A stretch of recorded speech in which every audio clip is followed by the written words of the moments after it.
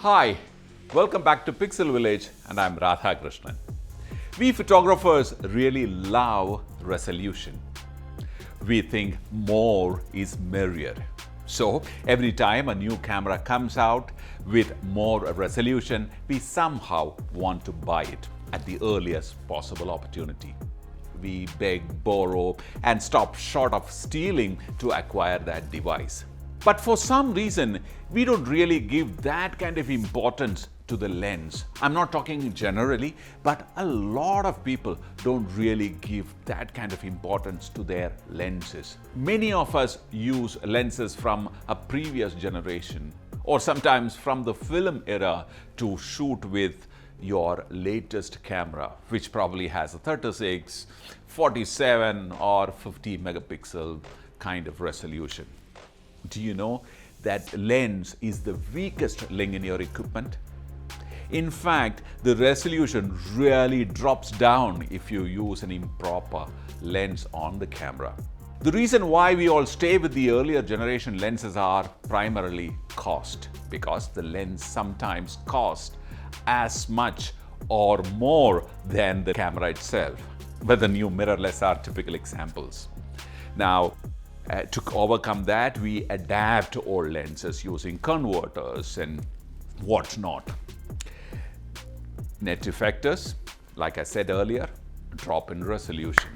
In fact, there is a whole lot of research report, or rather experiment lab report available in DxOMark, which compares the actual resolution of the camera to the resolution that you derive out of the camera using a particular lens. And they've coined it as perceived resolution. Well, if you use a kit lens, which is the cheapest lens that you can buy with any DSLR, actually drops the resolution so much. A 24 megapixel camera gives you an effective 9 megapixel resolution. Would you believe that? Now, more than that, would you like to have that? Not really. So what we're going to do today is to introduce to you a set of lenses from a very prominent manufacturer, Tamron.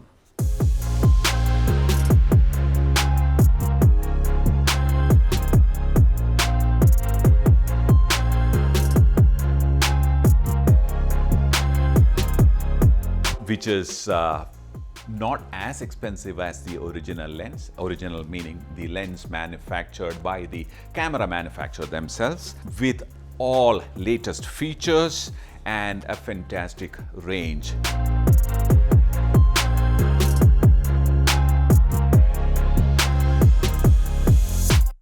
Some of these lenses are only as half as expensive as the original lens. When I say original, like I said earlier, made by the camera manufacturer themselves. These lenses are made very well. I have a 1530, a 2470 and 7200, one of the most popular zoom ranges which anyone will prefer to have in their camera bag. Perfect for travelers, perfect for wedding photographers, beginners, everyone. These lenses are from their popular current series of lenses called the SP DIVC USD G2 series lenses. What are the things that you look for when you buy a lens? Well, definitely the build quality, then the sharpness, then saturation, distortion. These are the things that you primarily look for in a lens. So what we're going to do today is to use these lenses on a high resolution camera. We have a Nikon D810, which is like a 36 megapixel resolution camera. And we're going to use this on a homemade test target. Okay? When I say homemade, because we just made it here. Well, we downloaded some test charts from the website, from our website. I'll give you the details. The details will be there in the description column. And we have a Macbeth color checker chart there. And we also have a couple of vertical lines on the screen. We have measured the average color temperature of the scene using a color meter.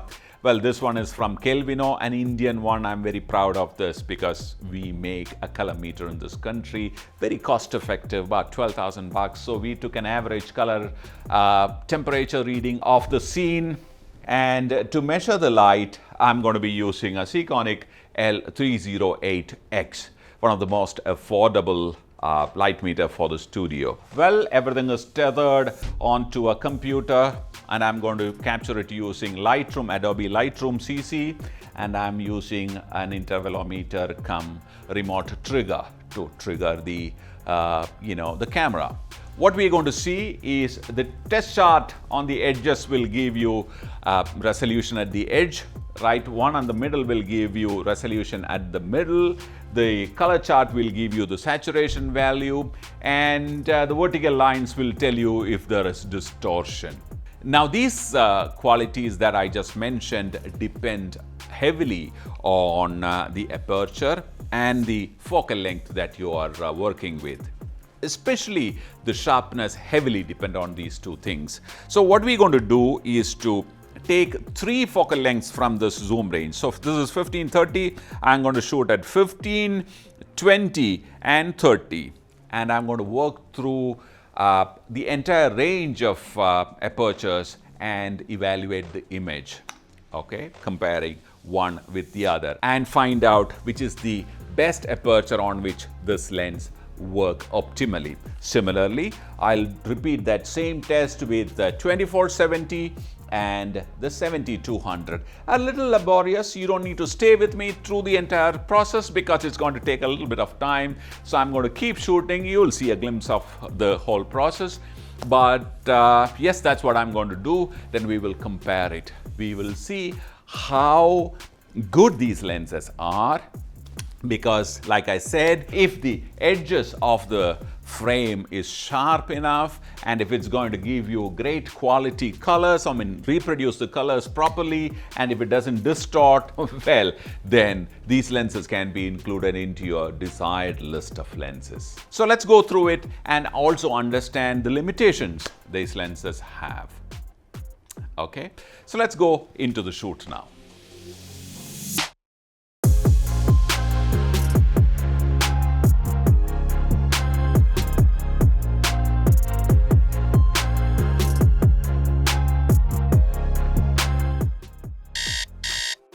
So we have all the images here in this computer. I have opened it up in Adobe Lightroom CC.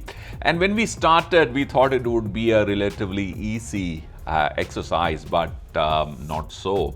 It's a Himalayan task. We have about 84 images to compare, which I don't think is possible due to the limitations that we have on time on this platform.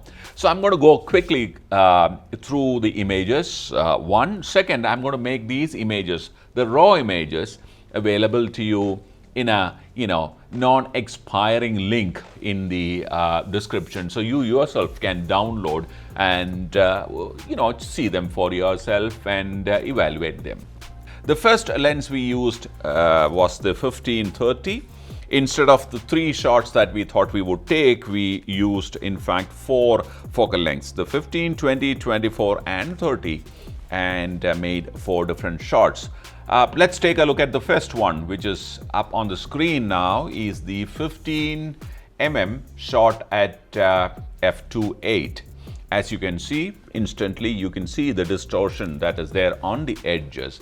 To see it more clearly, you have to activate, let's say, a grid and ruler, so that you can actually see how much distortion there is in the image. There is also a little bit of purple fringing that you can see, but these things are, these days, because we are shooting digital, can be corrected in the software. Here in this case in Lightroom, it can be fixed. But what you must see is that even at 2.8, okay, they are pretty sharp. So these lines here, you can still see them. Let me go to 2:1. So this is double the size. So you can, even at full open at 2.8, you can still see these lines here, which means these lenses have great resolution, even at the edges. If you look at overall, even exposure wise, the corners are pretty evenly exposed. Yes, right at here you can see a little bit. Let me turn off the grids. You can see a little bit of vignetting at the corners, but otherwise the exposure is even. If you notice, the white is correct. That's the most important thing. So the lens is not, bringing in a color rendition of its own. It's going by the white balance that you have set, and so the white balance reading was accurate. We were at 4.7 or 4.800, something like that. So the white is white, and I have not corrected the white balance in the software. So this is exactly what the camera saw and transmitted or transferred as data into the image. So it's pretty clean. Let me bring, okay, and also these colors are, pretty neat. So let's look at the black values. Perfect, white. Of course, there is, it's not blown out white. So there is information there, and then there is red. So it's pretty good color rendition. So you should not be anxious about the way these lenses at 15:8 render colors except distortion. Now let me bring the guide back in so you see the distortion. Now in the software you can fix it. To do that, you need to go to lens correction and click on the profile and remove chromatic aberration. So let me bring this one to, let's say, this is 2:1, so it's twice the size, so it's almost 200% enlarged. Let me remove chromatic aberration, and you will quickly see some kind of fine adjustments happening there. And just below that, you have enable profile correction option. So you switch that on or click that on, go to the setup, pick custom, and sometimes, since I have selected earlier, it immediately applies the Tamron. There's a whole host of camera brands or lens brands are available here. You can pick the corresponding lens, the lens that you're using. Here it is the 1530 VC-USD. Yeah, that's the one. So can you imagine the amount of information Adobe has put together for you? Okay, and you can, so you apply that. So once you apply, you will certainly see the distortion being corrected to a great extent. So now let's switch it off.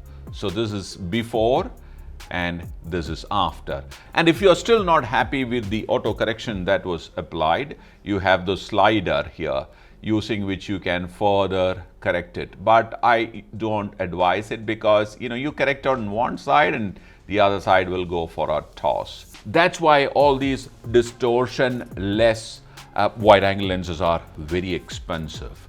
You must remember that these lenses are half as expensive as the original lens. And this is exactly how you should look for, once you've downloaded the data, this is how you should look for the lens details. Let's look at also sharpness. f15.56, I'm assuming that will be nice and sharp. So yeah, correct. So that's where the maximum sharpness is. So this is the next one.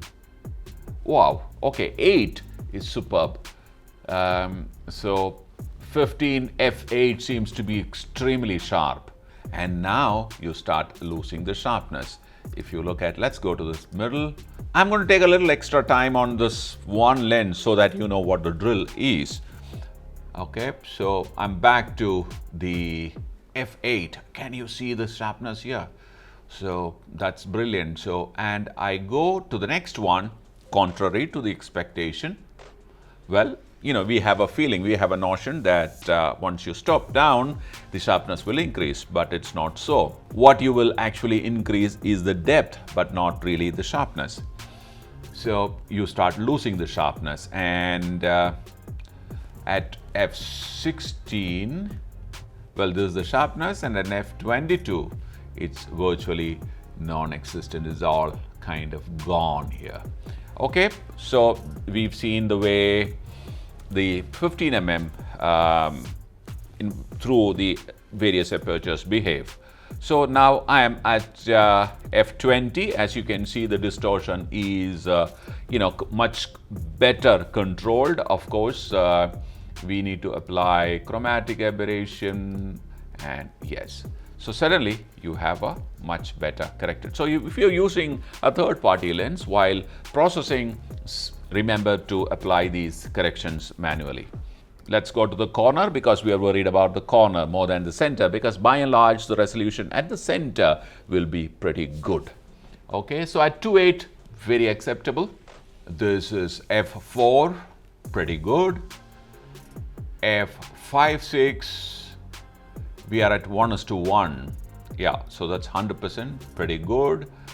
And at 1.8, let me go to 200%, and you can actually see the very well, very nicely resolved lens frame edges.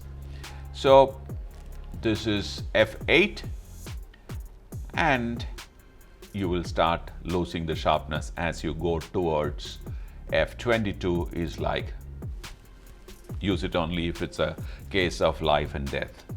Okay, so now we are at 24. As you can see, the distortion again is different. Remove, and there you are. This is the corrected image.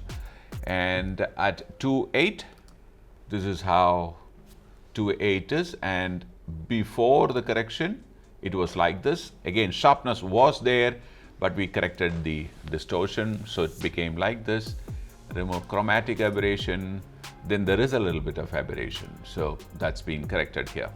Okay, so let's move forward. Now the 30 mm end of this lens. So 30 and 2.8 wide open. Let's look at the left top of the lens. Very well defined. I have not applied any corrections, and we are at 2:1. That's 200% enlarged kind of magnification. Even at 100, very well defined. I'm sure it'll improve once I apply all these corrections. So let me take custom and pick Tamron, and here we are. Suddenly the image looks much better. Without any doubt, it's a very good quality lens, this 1530. All the images in RAW format is available for you. Just download, see it yourself. Let's quickly change to the 2470. Now this is 2470 and at 2.8. It still has, at 24, has some distortion by default till you adjust it. So once you adjust it, it becomes reasonably well under control. And even at 2.8, center is tack sharp, and even at the edges are reasonably sharp enough. That's with the corrections. Without the corrections, let's see quickly. There is vignetting. There is vignetting at the edges, as you can see this. There is vignetting, but there is still very good sharpness.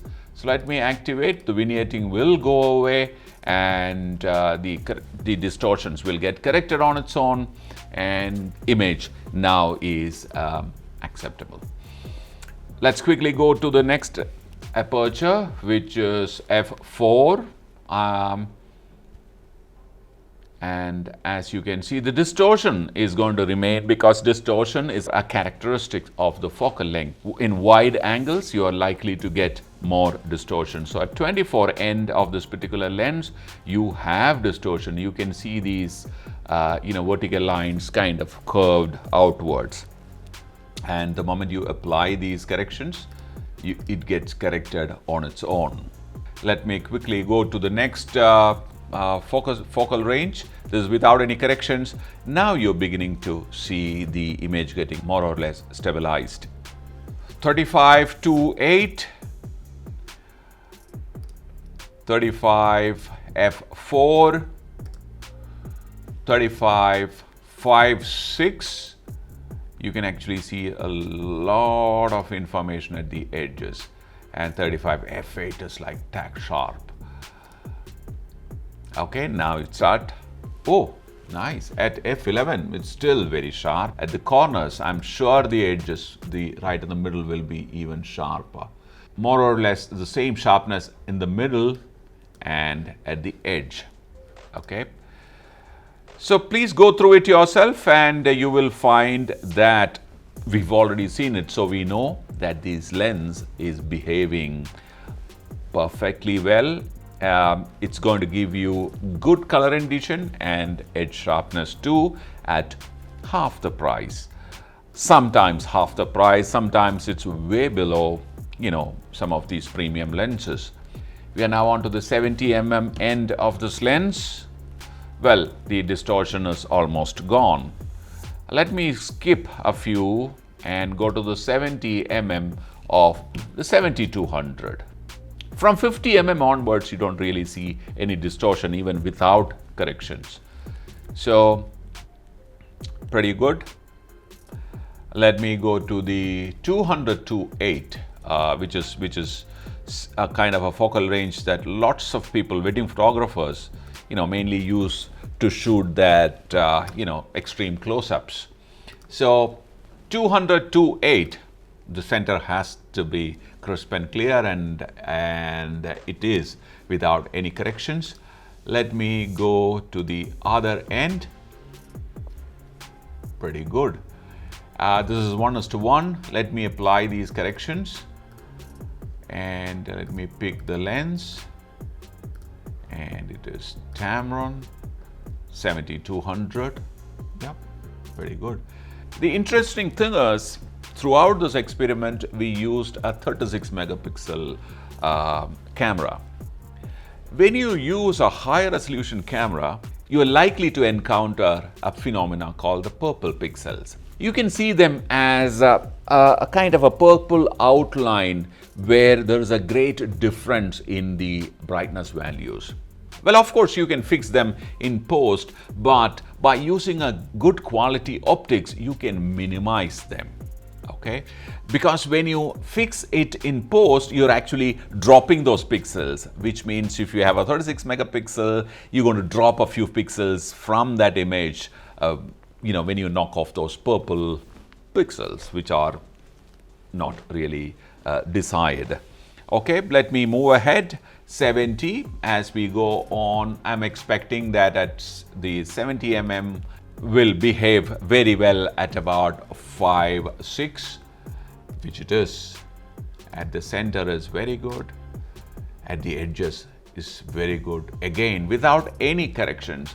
There's no much distortion, but yes, sagittally, there is a little bit of distortion here, which you can fix by picking the right correction. Here it is. So there is a compromise being made, but yes, you are fixing them digitally and then you can move forward. Okay, let me now go to the other images. Let's say at f22, which I don't think anyone will use your 200mm lens at. Well, still okay, acceptable. Yeah, reasonably good, sharpness exists even at f22 without any corrections. Let me add some corrections here. Set up custom Tamron, and yes, there you are.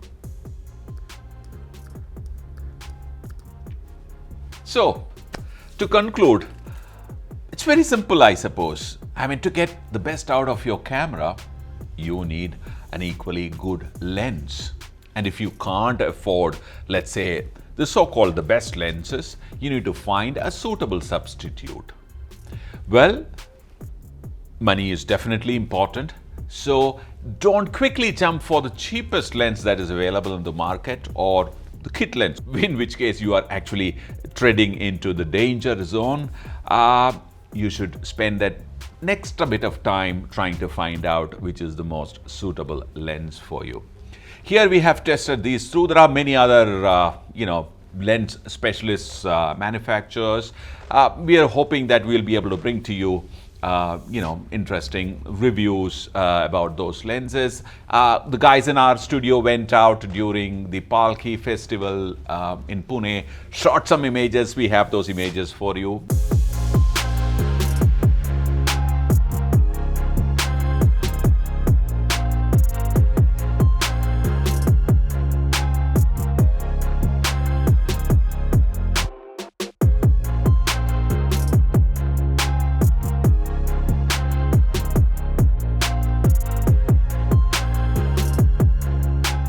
We also shot a small family, kind of get together.